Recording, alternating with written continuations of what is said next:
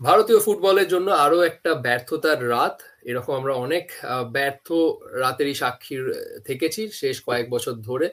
কিন্তু এবার আমরা আশা দেখছিলাম হয়তো Indian team FC Asian cup qualifier জন্য কোয়ালিফাই করে যাবে for the third consecutive team, যেটা কিন্তু একটা ঐতিহাসিক মুহূর্ত হতো, যেটা ইন্ডিয়া টিম এর আগে করেনি, কিন্তু ইন্ডিয়ান টিম সেটা করতে ব্যর্থ হয়েছে আলটিমেটলি। আসলে এই এফসি এশিয়ান কাপে ইন্ডিয়া প্রথম ম্যাচ থেকে যেভাবে পারফর্ম করেছে, তারপর হয়তো খুব কম হাতে গোনা কিছু ফুটবল সমর্থকই হয়তো আশা রেখেছিল যে India will qualify for the 2027 Asian cup. But ultimately সেই স্বপ্ন কিন্তু ভঙ্গ হয়েছে ভারতীয় ফুটবলে। আর সুতরাং এই ভিডিওতে ভারতীয় ফুটবলকে একটু সাইডে রেখে এবার আমরা আলোচনা করব ওয়ার্ল্ড ফুটবল নিয়ে, কারণ 2026-এ ইউএস, কানাডা এন্ড মেক্সিকোতে অনুষ্ঠিত হতে চলেছে ফিফা বিশ্বকাপ, এবং প্রথমবারের জন্য 48টা টিমের কিন্তু ফিফা বিশ্বকাপ হতে চলেছে। গত মৌসুমে আমরা দেখেছি 32টা টিমের ফিফা বিশ্বকাপ, 48টা টিমের এবার ফিফা বিশ্বকাপ হতে চলেছে। এবং সেই বিশ্বকাপের জন্য এখনো পর্যন্ত কারা কারা সেই বিশ্বকাপের টিকিট কাটতে পেরেছে এবং কারা কারা এখনো সেই দৌড়ে রয়েছে, সেই নিয়ে আলোচনা করব এই ভিডিওতে। কিন্তু তার আগে আপনাদেরকে অনেকেই একটা কনফিউশন থাকতে পারে এই টিম কোয়ালিফিকেশন নিয়ে, কারণ ডাইরেক্ট কোয়ালিফিকেশন এবং প্লে অফ কোয়ালিফিকেশন, এই যে দুটো পার্ট, এটা নিয়ে একটু এক্সপ্লেন করে তারপর আমরা দেখে নেবো যে কোন কোন team already they have qualified for the FIFA World Cup এবং কারা কারা এখনো সেই দৌড়ে রয়েছে। তো প্রথমে যদি দেখি, 48টা টিম এবারে ওয়ার্ল্ড কাপ খেলবে এবং তার মধ্যে তিনটে host nation, Canada, Mexico and US, এবং তার সাথে আমাদেরকে জুড়তে হবে দুটো প্লে অফ স্পট। সুতরাং 5টা টিম এখানে চলে যাচ্ছে, আর এখনো পর্যন্ত 28টা team have already qualified for the FIFA World Cup 2026। মানে সুতরাং এই যে এতদিন ধরে যে ওয়ার্ল্ড কাপ কোয়ালিফায়ার্স হচ্ছিল আপনারা দেখছিলেন, সেই ওয়ার্ল্ড কাপ কোয়ালিফায়ার্স এর মধ্যে 28টা টিম কিন্তু তাদের জায়গা নিশ্চিত করে ফেলেছে আসন্ন বিশ্বকাপে, এবং তার সাথে আমাদের তিনটে হোস্ট নেশনকেও যুক্ত হচ্ছে, কানাডা, মেক্সিকো অ্যান্ড ইউএস, এবং তার সাথে দুটো nation will qualify from the intercontinental play of, যেটা মার্চ মাসে হবে। এবং সেই প্লে অফটা নিয়ে একটু ডিটেলসে আপনাদেরকে বলে দিই। সেই ইন্টারকন্টিনেন্টাল প্লে অফ থেকে দুটো টিম কোয়ালিফাই করবে for the FIFA World Cup 2026, কিন্তু পার্টিসিপেট করবে 6টা দেশ। সেই 6টা দেশ কোন কোন কনফেডারেশন থেকে আসবে? সেই 6টা দেশ আসবে হচ্ছে কনকাকাফ থেকে। যদি আমরা দেখি, কনকাকাফ থেকে কিন্তু আসছে দুটো টিম সেই প্লে অফ খেলতে আসবে। সেই প্লে অফে সুযোগ পাবে কনকাকাফ থেকে দুটি টিম। মানে অলরেডি যাদের ডাইরেক্ট স্পট রয়েছে, কনকাকাফের কিন্তু ডাইরেক্ট স্পট রয়েছে, এবং ডাইরেক্ট স্পটের সাথে দুটো টিমের কিন্তু স্পট থাকবে প্লে অফে। সুতরাং প্লে অফে তাদের একটা সুযোগ থাকবে সেখানে কম্পিট করে ওয়ার্ল্ড কাপের জন্য কোয়ালিফাই করার। আর বাকি 4টে কনফেডারেশন থেকে একটি একটি করে টিমের কাছে সুযোগ থাকবে সেই প্লে অফে পার্টিসিপেট করার। সুতরাং দুটো টিম ফ্রম কনকাকাফ এবং বাকি কিন্তু 4টে স্পট 4টে কনফেডারেশন থেকে, এএফসি, ওশানিয়া,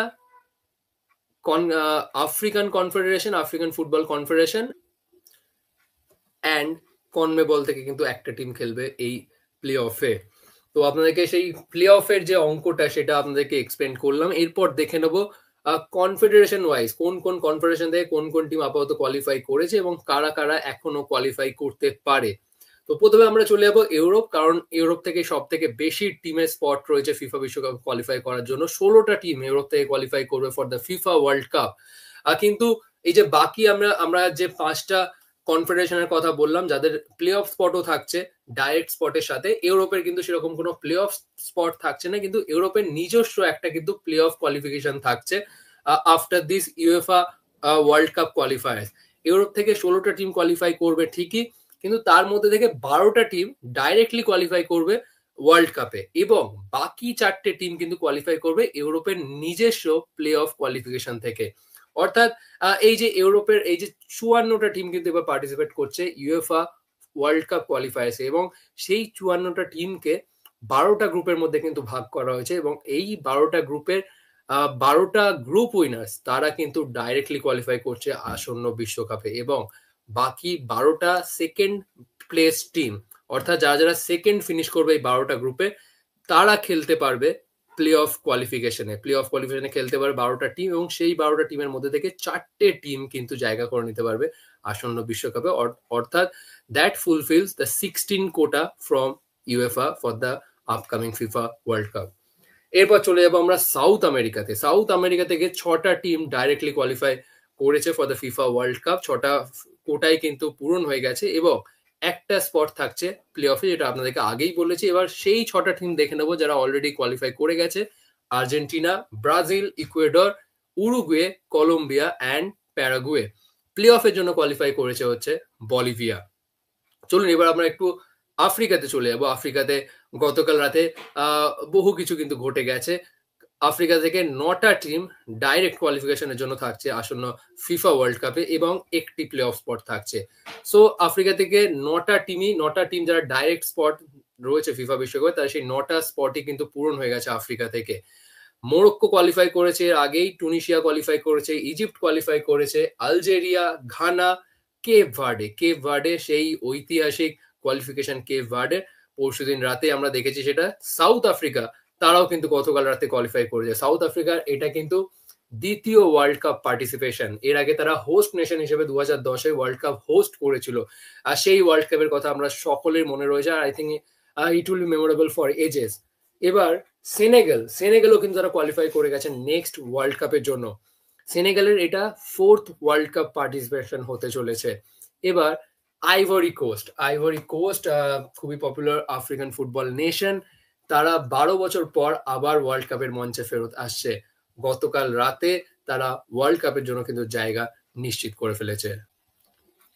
এবার এই আফ্রিকার প্লে অফ কোয়ালিফিকেশন, আমি যেটা বললাম আপনাদেরকে আগে, যে আফ্রিকা থেকে একটা টিমের কাছে সুযোগ থাকবে প্লে অফের জন্য কোয়ালিফাই করা, এবং সেটা খেলে তারা ওয়ার্ল্ড কাপে তারা কিন্তু টিকিট কাটলেও কাটতে পারে। তো সেটা একটু কমপ্লিকেটেড, কারণ আফ্রিকা থেকে অলরেডি 9টা টিম কোয়ালিফাই করে গেছে ঠিকই। এবার আফ্রিকাতে যে গ্রুপগুলো রয়েছে, এই যে ওয়ার্ল্ড কাপ কোয়ালিফাই আছে, সেই গ্রুপের মধ্যে 4জন বেস্ট রানার্স আপ, অর্থাৎ 4 বেস্ট প্লেসড সেকেন্ড টিম, তারা কিন্তু একটা প্লে অফ খেলবে, এবং তার মধ্যে যে উইনার হবে সেই উইনার কিন্তু কোয়ালিফাই করবে এই ওয়ার্ল্ড কাপের যে inter continental play of qualification, সেটার জন্য তারা কিন্তু কোয়ালিফাই করবে। সুতরাং সেই টিমটার জন্য খুবই একটা ডিফিকাল্ট রুট হতে চলেছে, সেটাই দেখার কতটা সেই টিম প্রোগ্রেস করতে পারে। এরপর চলে আসবো আমাদের কন্টিনেন্টে এশিয়া, এএফসি।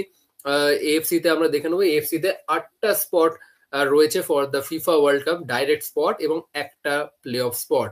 তো কোন কোন টিম কোয়ালিফাই করেছে? জাপান করেছে, ইরান করেছে, উজবেকিস্তান করেছে, সাউথ কোরিয়া করেছে, জর্ডান, অস্ট্রেলিয়া অ্যান্ড গতকাল রাতে আর দুটি টিম কিন্তু অ্যাড হয়েছে। সেই দুটি টিম হলো সৌদি আরবিয়া অ্যান্ড কাতার।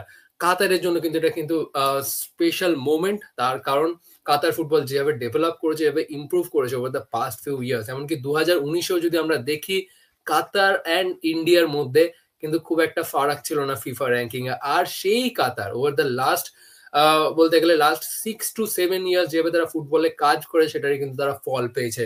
গত বছর তারা ওয়ার্ল্ড কাপ হোস্ট করেছিল, আই মিন লাস্ট এডিশনে তারা ওয়ার্ল্ড কাপ হোস্ট করেছিল, এবং আমরা সকলে দেখেছি সেই কাতারের সেই ইনফ্রাস্ট্রাকচার, সেই ওয়ার্ল্ড ক্লাস ফ্যাসিলিটি। কিন্তু এবার তারা হোস্ট নেশন হিসেবে নয়, এবার তারা ডাইরেক্টলি আর নিজেদের ক্রেডিটে কিন্তু কোয়ালিফাই করেছে আসন্ন বিশ্বকাপের জন্য। কাতারের এটা second world cup participation. Saudi Arabia যদি দেখি, সৌদি আরবের এটা 7th ওয়ার্ল্ড কাপ কোয়ালিফিকেশন, মানে 7ম বারের জন্য তারা ওয়ার্ল্ড কাপ খেলতে চলেছে। যেই সৌদি আরবিয়া গতবারের ওয়ার্ল্ড কাপে তারা আর্জেন্টিনাকে হারিয়েছিল, এবারও তারা কিন্তু ওয়ার্ল্ড কাপে জায়গা নিশ্চিত করে ফেলেছে Saudi Arabia. So this are the teams from Asia who have qualified for the world Cup, এবং একটা টিম কিন্তু কোয়ালিফাই করবে for the play of.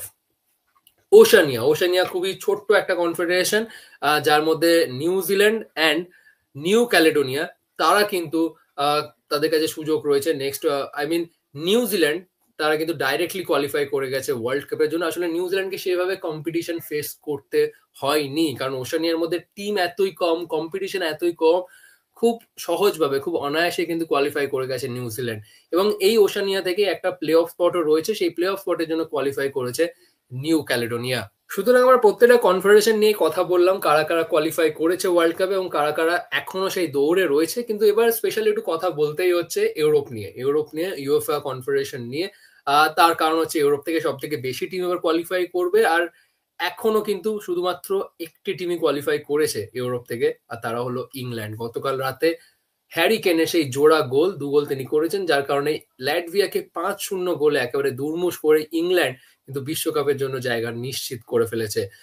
England এবার এটাই দেখার বিষয়, 1996-এ সেই যে ঐতিহাসিক মুহূর্ত ফর ইংল্যান্ড ফুটবল, আবার কি তারা সেই ঘুরে সেটা রেপ্লিকেট করতে পারবে? অনেকদিন ধরে কিন্তু ইংল্যান্ড অপেক্ষায় রয়েছে, ইংল্যান্ড ফুটবল অপেক্ষা রয়েছে সেই সিলভার ওয়্যারের। কারণ আমরা জানি England has gifted one of the best football league in the world, কিন্তু যখন বড় স্টেজে, যখন ন্যাশনাল স্টেজ, যখন ইন্টারন্যাশনাল স্টেজে যখন এসছে, I mean in the national football, তখন কিন্তু এখনো পর্যন্ত ইংল্যান্ড সেইটা রেপ্লিকেট করতে ব্যর্থ। সুতরাং next year will it be England year, সেটাই কিন্তু দেখার বিষয়। ইংল্যান্ড শুধুমাত্র কোয়ালিফাই করেছে ইউরোপ থেকে, কিন্তু বাকি যে টিমগুলো এখনো রেসে রয়েছে সেটা একবার আমরা চোখ বুলিয়ে নেব। সুতরাং ইউএফআর ফিফা ওয়ার্ল্ড কাপ কোয়ালিফায়ারের স্ট্যান্ডিং গুলো আমরা একটু দেখে নেব। গ্রুপ এ তে রয়েছে জার্মানি, একেবারে টপে রয়েছে, 4 ম্যাচ খেলে 9 পয়েন্টে, এবং তাদের ঘাড়ে নিঃশ্বাস ফেলছে স্লোভাকিয়া, 4 ম্যাচ খেলে তারাও কিন্তু 9 পয়েন্ট।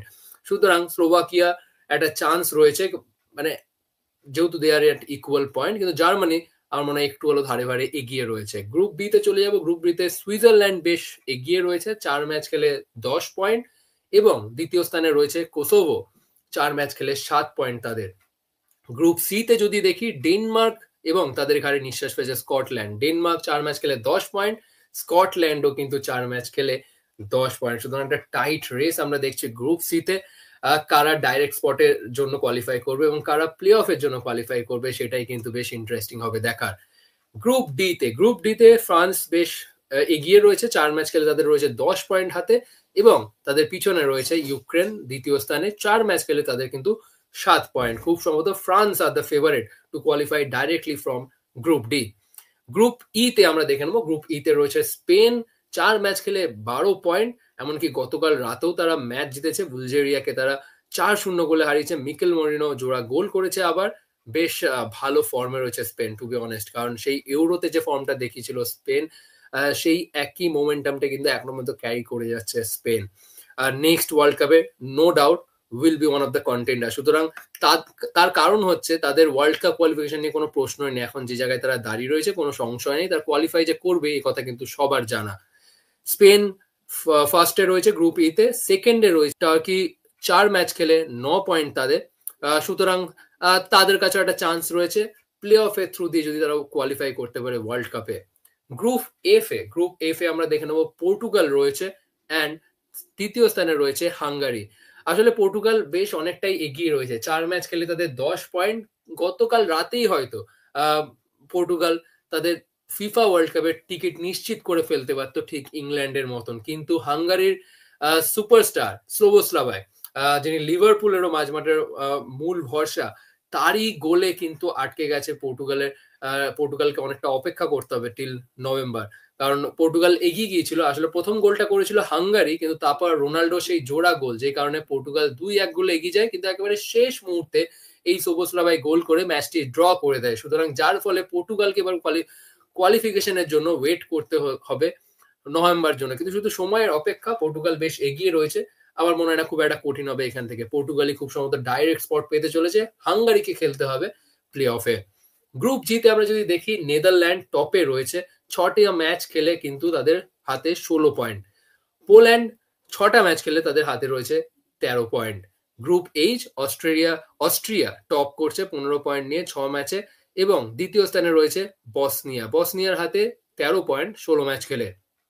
গ্রুপ আই তে নরওয়ে টপে রয়েছে, 6 ম্যাচ খেলে 18 পয়েন্ট, খুব সম্ভবত তারাই কোয়ালিফাই করতে চলেছে, এবং তাদের ঠিক পিছনে রয়েছে ইটালি। এই ইটালি লাস্ট দুটো বিশ্বকাপে কোয়ালিফাই করতে ব্যর্থ হয়েছে ইটালি, এবার যদিও তারা প্লে অফে কিন্তু জায়গা নিশ্চিত প্রায় করে ফেলেছে বলতে গেলে, তার কারণ 6টা ম্যাচ খেলে তাদের হাতে 15 পয়েন্ট, আর তাদের পিছনে রয়েছে ইসরায়েল, 7 ম্যাচ খেলে 9 পয়েন্ট, অনেকটাই কিন্তু পিছনে রয়েছে। সুতরাং ইটালি এবার ডাইরেক্টলি ওয়ার্ল্ড কাপের জন্য কোয়ালিফাই করতে না পারলেও তারা কিন্তু প্লে অফের জন্য কোয়ালিফাই করছে, এবং প্লে অফে যদি তারা ভালো করতে পারে, then after a long wait Italy can qualify for the upcoming FIFA World Cup.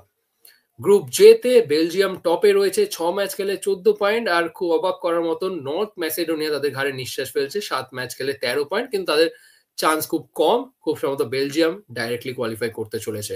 Group কে তে টপে রয়েছে ইংল্যান্ড হ্যাভ অলরেডি কোয়ালিফাইড, যেটা আমি বললাম। সেকেন্ডে রয়েছে আলবানিয়ার এই চান্স রয়েছে প্লে অফে কোয়ালিফাই করার।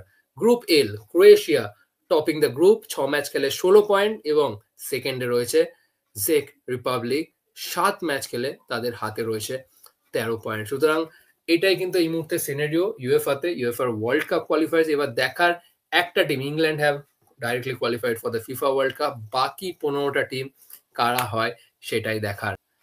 আপনাদের কি মতামত এই ফিফা ওয়ার্ল্ড কাপ কোয়ালিফিকেশন নিয়ে এবং আসন্ন ফিফা বিশ্বকাপ নিয়ে অবশ্যই জানাবেন কমেন্ট সেকশনে। এই ভিডিওটা আপাতত এখানেই শেষ করছি। আবার আপনাদের সকলের সাথে দেখা হচ্ছে পরবর্তী ভিডিওতে।